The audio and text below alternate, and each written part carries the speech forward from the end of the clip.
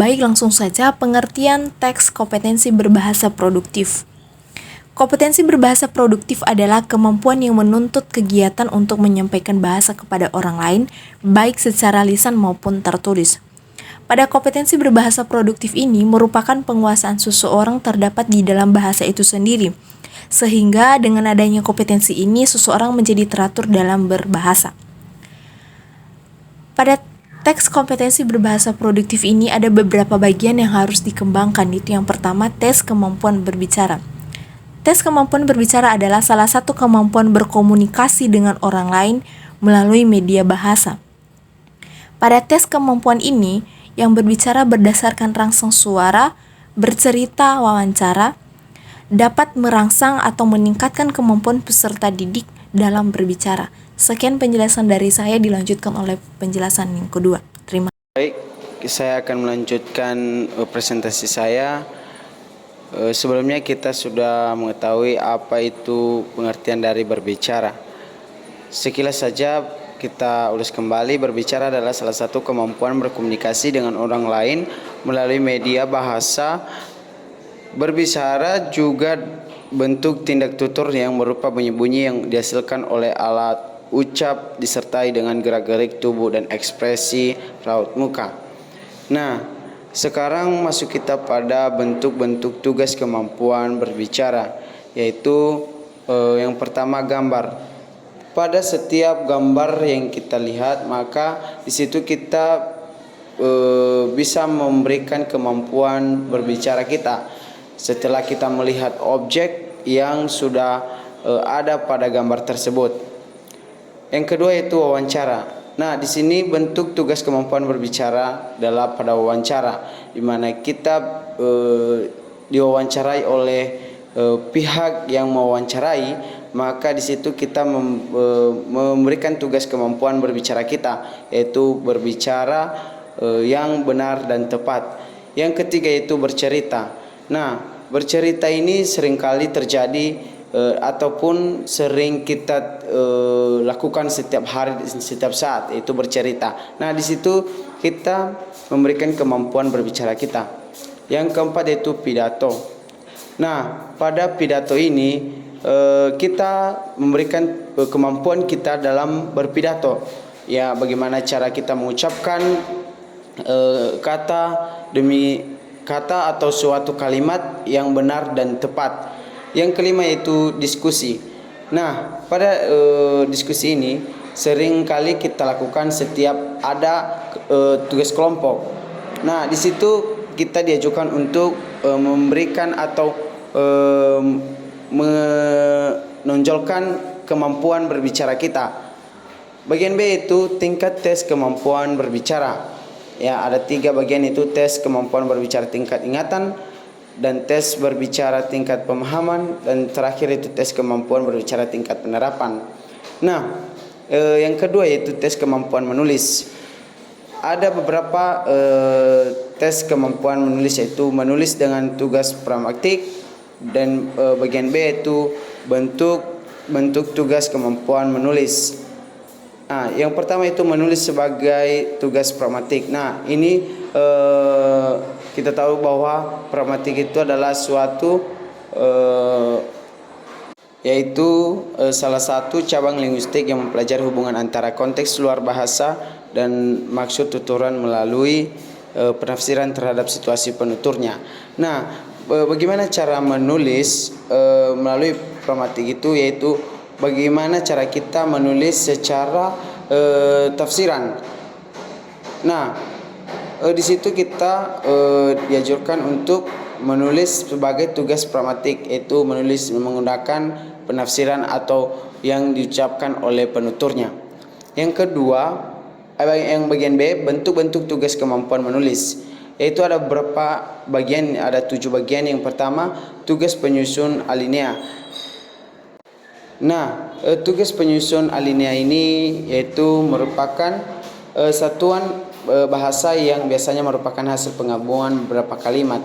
Nah, di sini kita dianjurkan untuk menuliskan atau menyusun alinea, yang dimana beberapa bentuk bahasa yang biasanya merupakan penggabungan beberapa kalimat. Beberapa kalimat yang digabungkan harus memiliki kesatuan pikiran atau kohesi. Nah, yang kedua yaitu menulis berdasarkan visual. Nah, visual ini menulis berdasarkan rangsangan visual yaitu menulis dengan dapat dilihat dengan indera penglihatan atau mata atau berdasarkan penglihatan. Nah, di sini kita bisa menuliskan apa yang telah kita lihat dari rangsangan visual kita. Yang ketiga itu menulis berdasarkan rangsangan suara. Ya, di sini seringkali kita dengar atau kita lihat dalam bentuk audio video. Yang keempat itu menulis dengan rangsangan buku. Nah, pada menulis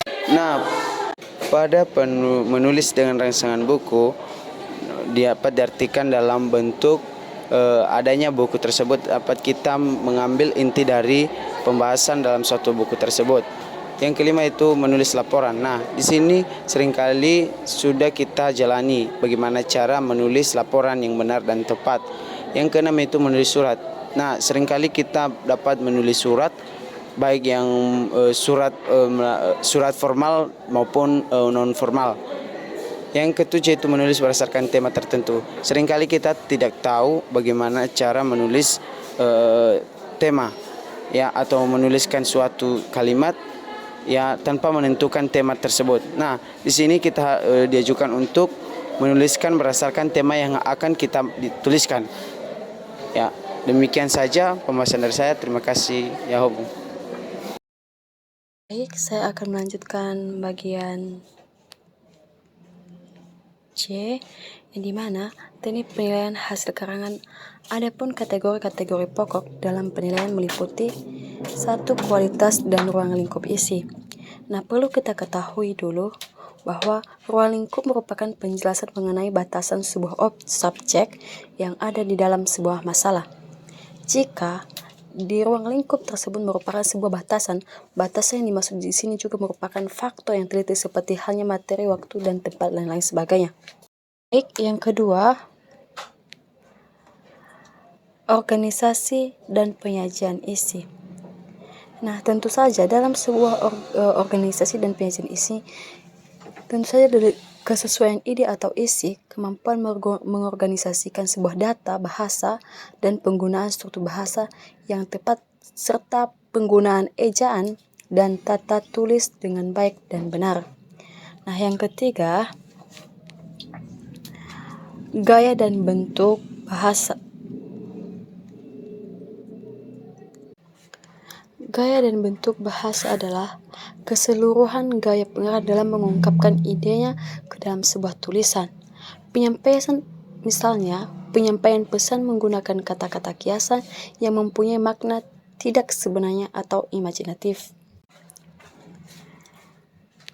Yang keempat, mekanik tata bahasa, ejaan, tanda baca, kerapian, dan kebersihan.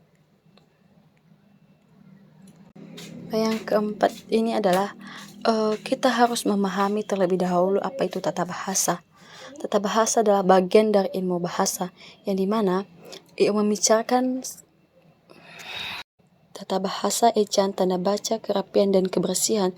Tentu saja dalam penilaian karangan ini harus dilihat dari tata bahasa serta ejaan yang digunakan oleh penulis.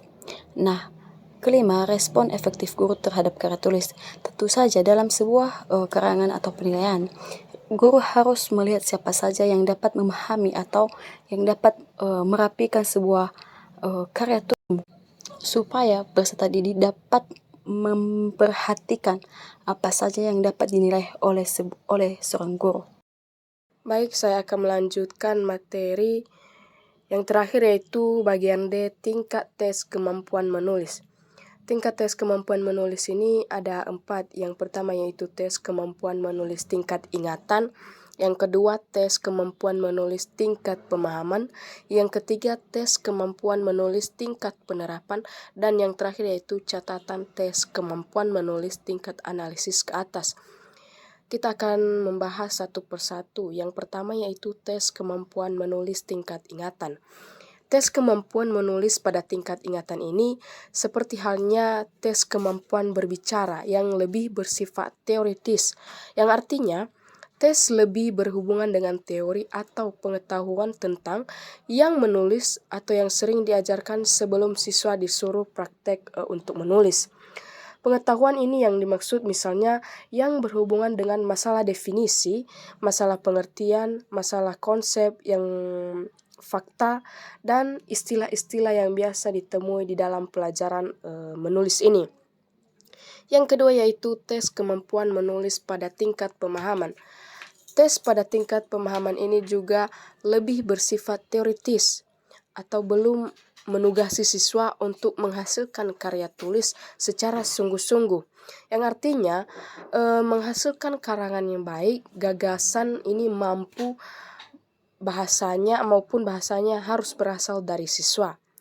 Tes yang ditanyakan kepada siswa ini masih berkaitan dengan pengetahuan tentang seluk-beluk tugas menulis, akan tetapi lebih dari sekedar yang bersifat mengingat saja. Yang ketiga yaitu tes kemampuan menulis pada tingkat penerapan. Tes pada tingkat ini telah menuntut siswa untuk benar-benar menghasilkan karya tulis. Lalu di dalam tes tingkat penerapan ini, siswa diminta untuk mengemukakan gagasan sendiri sekaligus dengan menggunakan bahasa sebagai sarananya. Dan yang terakhir yaitu catatan tes kemampuan menulis tingkat analisis ke atas. Yang dimaksud dengan tes kemampuan menulis pada tingkat analisis ini, sintesis dan evaluasi yang menghendaki siswa untuk memberikan praktiknya atau menghasilkan karya tulis. Lalu pemberian tugas menulis ini tentu saja dapat dilakukan dengan memberikan penekanan pada aspek tertentu, yaitu analisis, sintesis, atau yang terakhir itu evaluasi. Jika penekanan pada tingkat analisis ini, tugas yang diberikan hendaklah lebih banyak memaksa siswa untuk menganalisis suatu kasus atau masalah, sehingga nanti siswa ini dapat mengerti apa yang sedang ditulisnya melalui tingkat analisis ini. Demikian saja pemaparan makalah kami. Sekian dan terima kasih. Yahowu.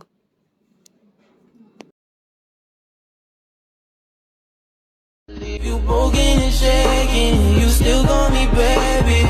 Tell me why you say love.